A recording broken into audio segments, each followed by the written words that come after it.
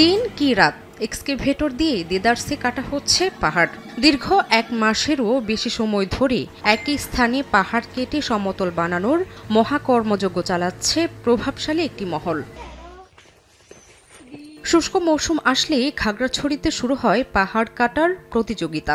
বিভিন্ন বাণিজ্যিক কাজে প্রকাশ্যে কাটা হচ্ছে পাহাড়। প্রশাসনের চোখ ফাঁকি দিতে রাতের আঁধারেও চলে একই অপরাধ। অনেক সময় বিপুল অঙ্কের টাকায় ম্যানেজ করা হয় প্রশাসনের অসাধু কর্মকর্তাদের। পাহাড় কেটে পরিবর্তন করে ফেলা হচ্ছে জমির শ্রেণীও। বেআইনিভাবে পাহাড় কাটার কারণে হারিয়ে যাচ্ছে জীববৈচিত্র্য।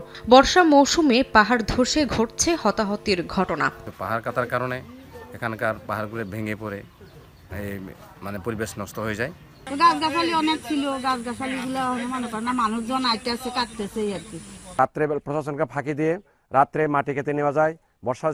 বর্ষা মৌসুম আসলে মাটি ভেঙে পড়ে যায় এবং এলাকার ক্ষতি হয়। পাহাড় ভাঙার ভয়ে থাকি সবসময় আমরা।